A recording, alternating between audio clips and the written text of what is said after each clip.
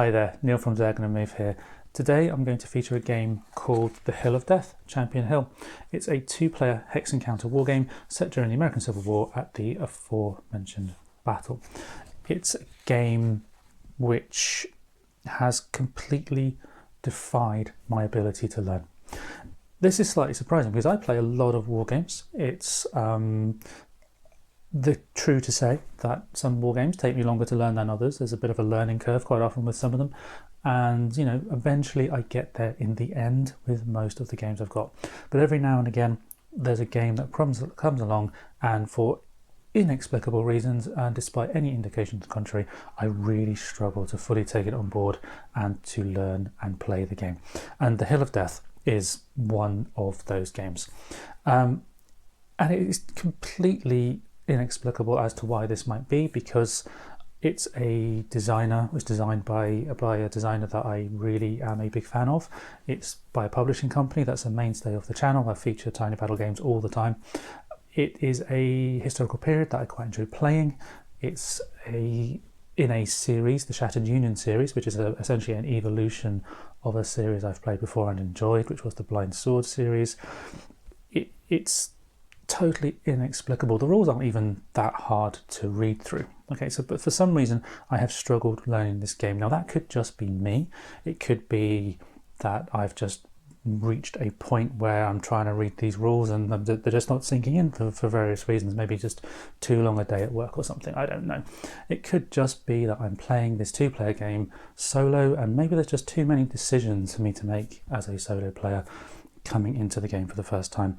So what I'm going to do today is I'm going to go through the rules, the series rules predominantly, so the Shattered Union series, in the hope that I can not only shed some light on how the game works for yourselves watching, but also to kind of consolidate my own understanding of the game. So apologies in advance if I do miss things, if I do not have quite the right interpretation. I am struggling, as I said, but hopefully this video will help you and it will help me. Shared learning helps everybody. And so without further ado, let's dive into the Shattered Union series rules and take a look at the game and maybe shed some light on why I'm struggling to learn it. Here we are with the Hill of Death game. It's partway through turn one of my most recent attempt. I think it's about the fourth time I've tried to play up to now, and I'm currently struggling to get much further than the start of turn three.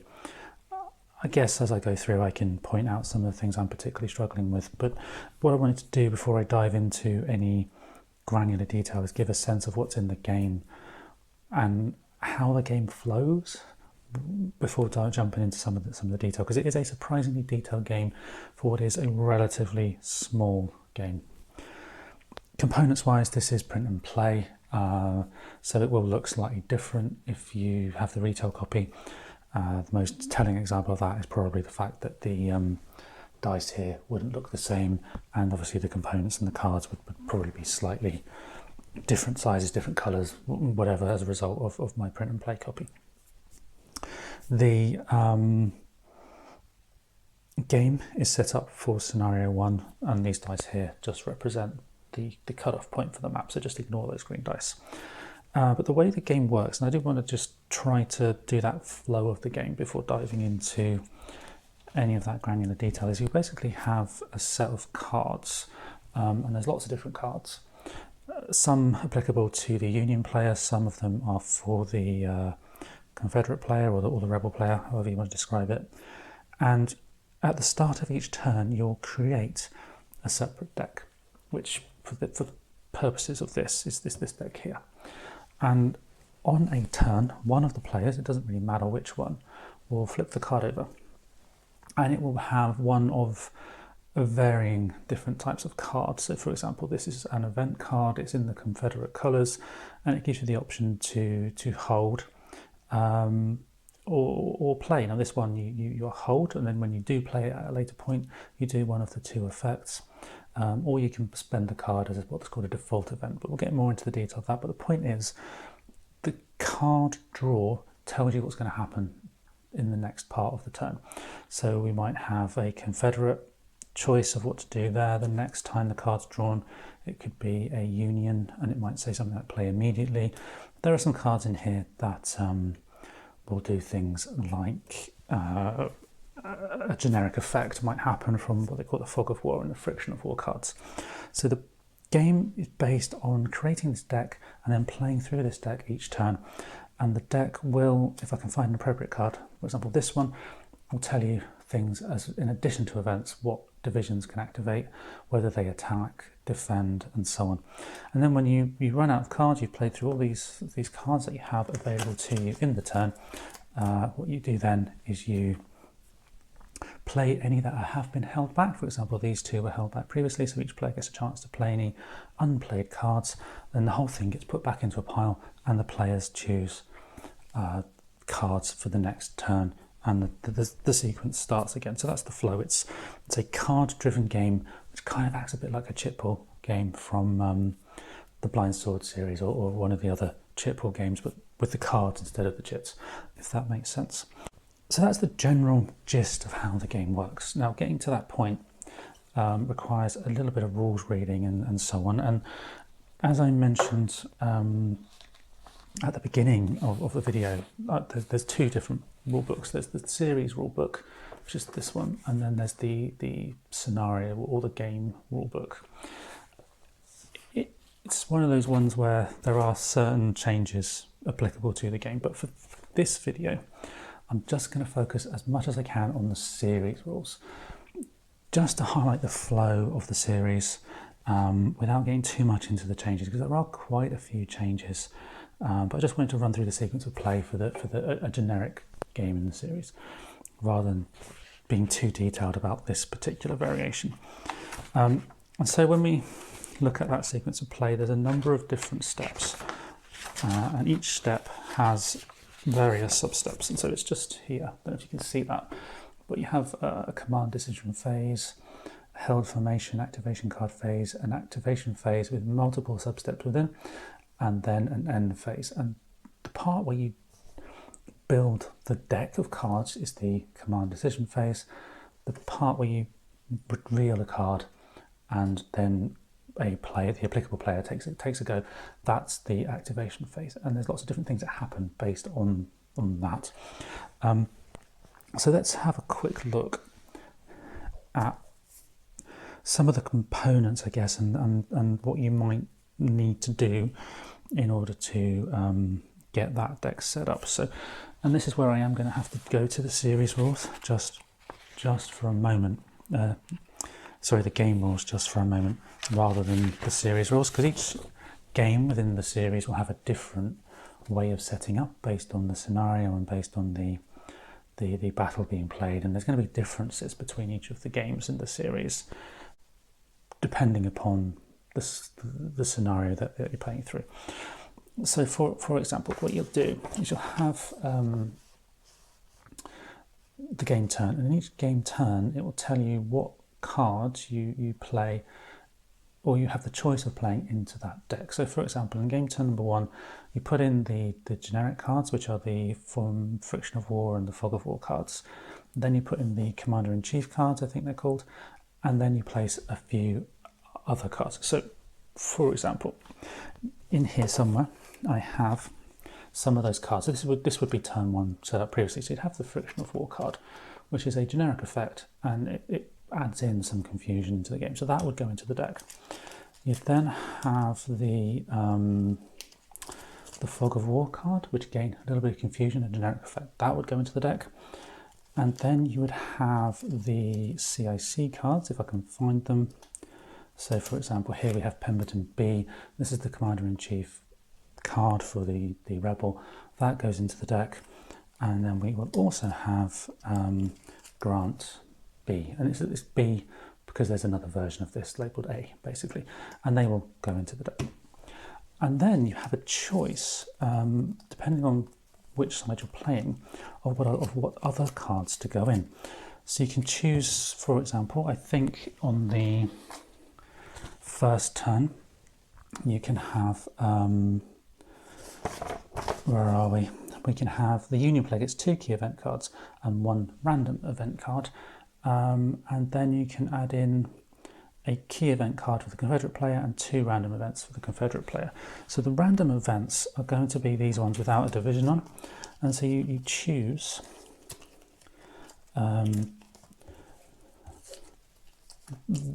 two of these cards in the case of the Union, and there's lots of them. So you choose, you sift through all these cards and you choose which one you want in the coming turn. Perhaps you choose 2, and then you take a random one, and the Confederate player does the same.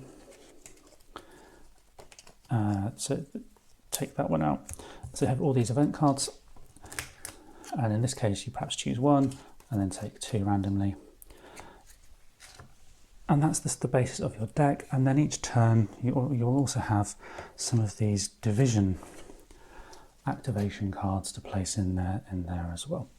So there's a deck construction phase that you put together, and that's the command decision phase. And each game is going to be slightly different, but that's the basic principle. Each player would go through their own cards, and there's quite a few as you can see, and make that decision as what to play that turn, and then you'd add in the things that you have to add in all the time as well, based on the scenario.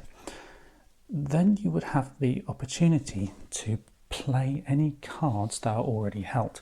Now the first time you draw an activation card, you're not going to have the option to do that, but let's say for example, if I find one, here we have hold. Let's say it's a turn, it's not the very first draw of the card, first draw of a card in this particular turn, it's a later one. Before you draw the next card, any player with an applicable held card can play. So that card could be played, the action taken, and then you draw the next card, and so on. That's the held card phase, and then you do that activation phase where you go through each of the cards and you just play them a bit at a time. Now the event cards are the event cards. You do what they say. So for example, this one says hold, and then when you can have the opportunity to play it, you play on any rebel occupied hex, and all units in that hex may issue fire combat, for example. And so each card will either have an event like that, or it will have something like this on it, where it says attack, maneuver, and if there's one to hand quickly, we have defend. So these 3 actions. So this card will let you activate a division from McPherson's Corps to attack, maneuver, or defend, and that's the action you can take. Each of those is slightly different. There are different steps that are in a certain sequence. So, for example, you would play the actions in terms of fire combat, then movement, and then close combat, regroup, and end.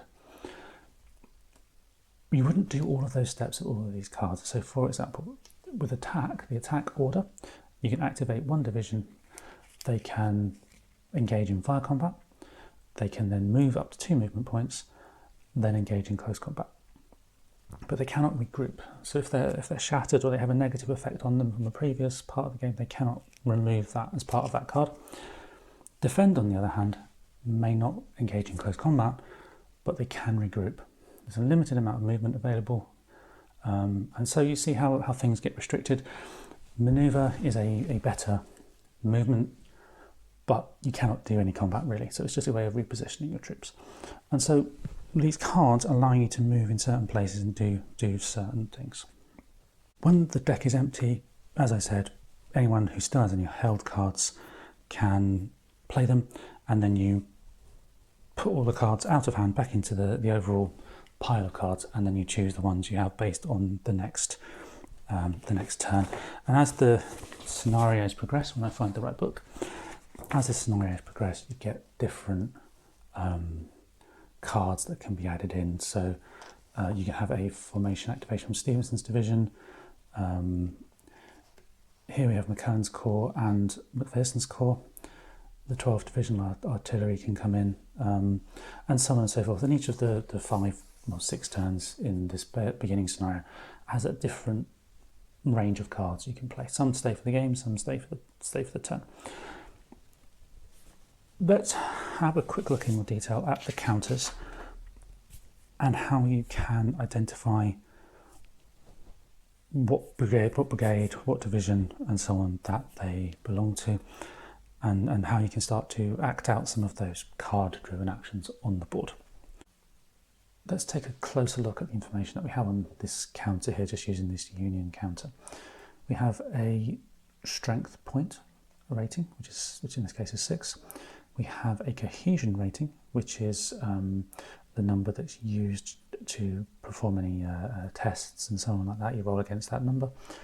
You also have a reduced side, and then you have this information on the top. Now, in the case of the union, you have the brigade and the division. So it's quite hard to see perhaps on these print and play counters where my printer's printed off a bit weird, but this is the Garrard Brigade of the 9th Division, and it's part of McClernand's corps, I guess, or the 13th Corps led by McClernand.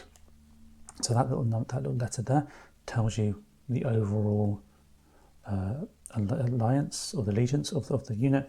Then you have the different numbers that tell you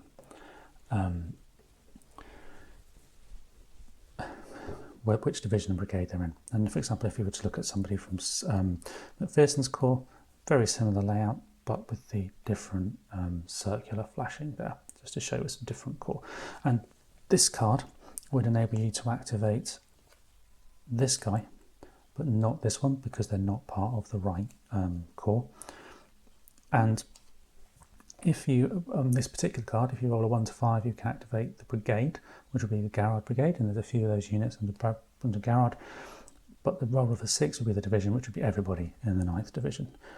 I hope that makes sense. And then you could move those units or do things with those units based on what's on the card.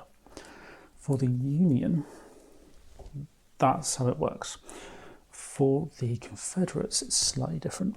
So, for example, when we look at this Confederate card here, we have the Stevenson Division. That's a difference in this game, so perhaps not in the whole series, but in this game, the sizes of the units or the terminology for the units are slightly different. You have brigades and divisions for the Union and divisions only for the Confederates. I think that's right. And then here we have basically the overall division allegiance and then the brigade. So coming brigade with the Stevenson division can, in this case, can be manoeuvred up to 4 movement points worth of movement. We also have artillery, which follows the same principle in terms of the naming conventions for the two sides. However, we have smoothbore and rifled, which is what the S and the R stand for, and that impacts things like the range and the strength and so on when you come to the combat results tables and various other things. 2 different types of artillery with slightly different effects in combat. But broadly speaking, that's the other major type of unit. There are some cavalry, but I won't go into too much into those right now. As we go down the sequence of play, I've covered the command division phase, which is the creation of the deck.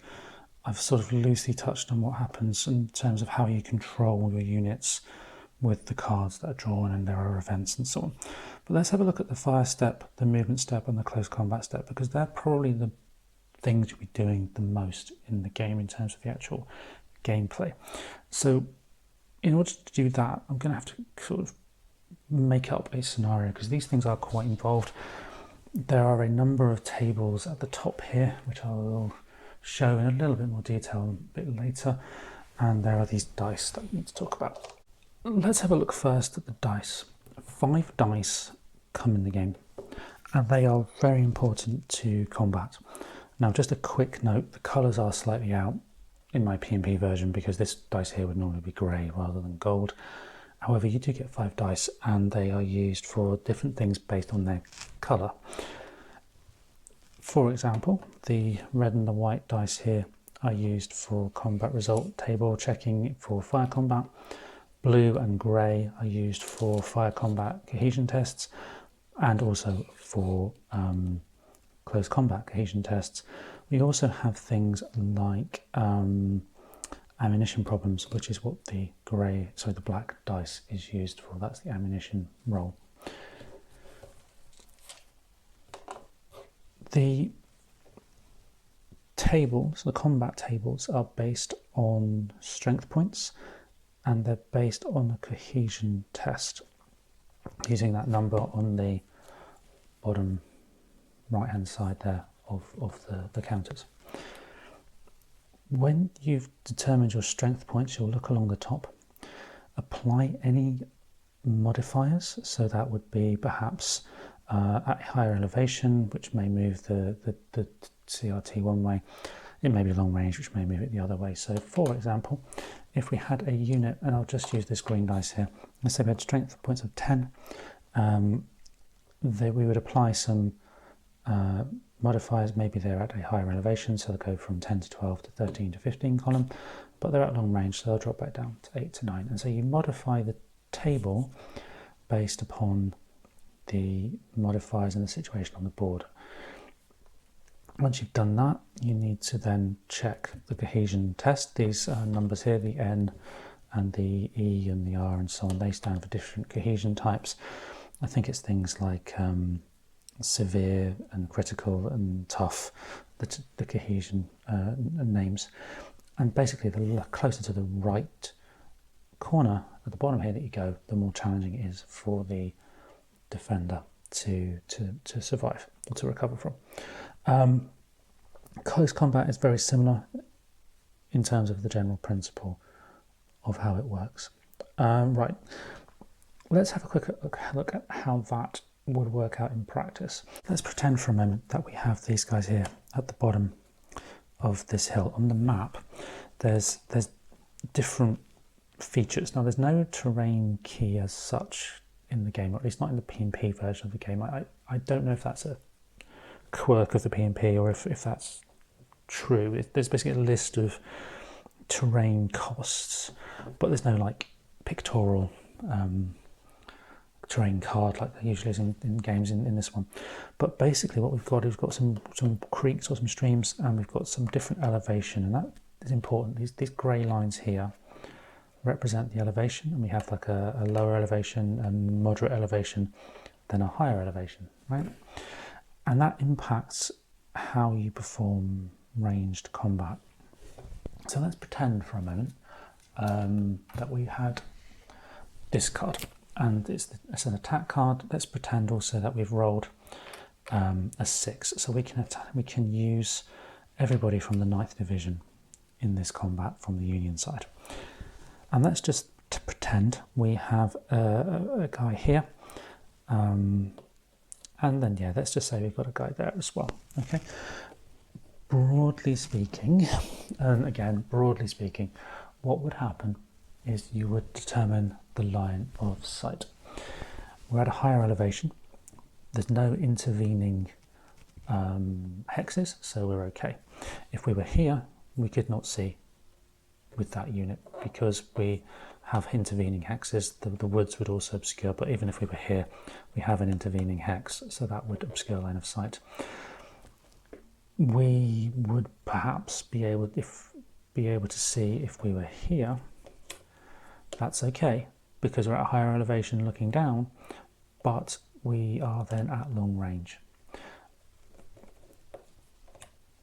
If we were in this terrain here, we wouldn't be able to see either. Once you've checked the line of sight, you need to determine the total firing strength points. So this is the total strength points for the units in the firing hex. So here we have 5. If they were together, it would be 14 and so on. And that number is the number that aligns to this column along, this row along the top here. And then once you've determined the total combat strength, and we'll stick with 14 for just a moment, you would then roll the black die. And depending on which side you are and the result, you may have ammunition problems that would result in a shift one way basically towards a negative for the firing side to show that there were problems with the ammo during the time. We don't use that black die anymore in the combat. In this particular case, the 3 meant there was no effect. Once you've rolled for the ammunition, you then work out any firing advantage or disadvantage. So for example, you have the raised elevation. That means that started at number 14, we would move 1 space upwards. The target could be mounted cavalry. It could be that we're under a defend order. It could be that we are artillery. So there's different things that can influence that movement, but in this case there's just the one. We're not at long range, and long range of course being 2 hexes for the rifleman, but would be different for artillery. And then the target hex then would work out its modifiers towards the other direction. So for example, if the line of sight was obscured, basically meaning you can't quite see, or if it was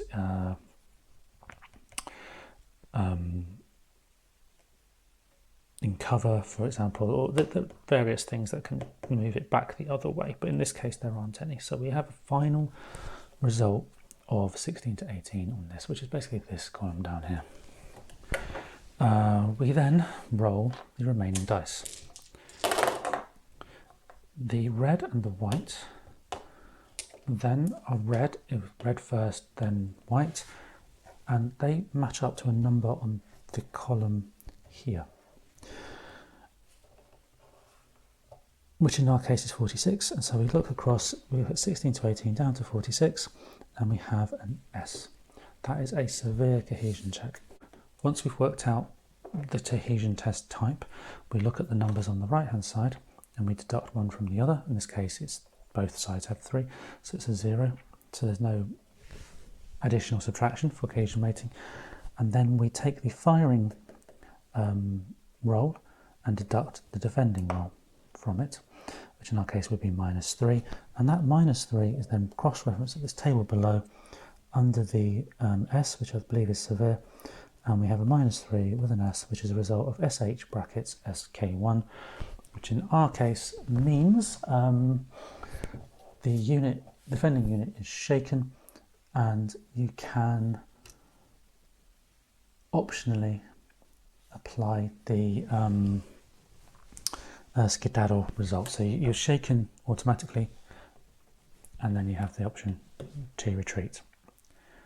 I hope that makes sense, but basically it's a case of working out the strength points, working out any ammo problems, working out any line of sight, and then rolling a series of dice and cross-referencing the tables. I hope that makes sense. There are complications to this. For example, if you had infantry and artillery in the same hex, you had to choose one or the other rather than everything at once. For this order, this attack order, we've done the fire combat. We can move up to 2 spaces, or we could then and we can then do the close combat.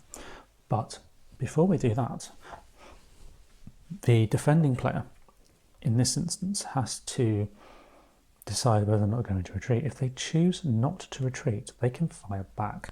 And so basically you just repeat that same procedure again, which in this case would be 7 plus 9, which is what, 16 minus 2, so 14 firing back. This time they're up the hill, so we start on 14 again. The firing unit, there's no real benefit there. We roll that black dice. It's a 6. There's no ammo adjustments. We're not at long range, and that's basically that. I just want to double check the line of sight. So firing uphill in this case, so it's obscured. So we'd lose 1 for the fact that the target in this instance is obscured. So we have a 10 to 12. You roll those 4 dice again.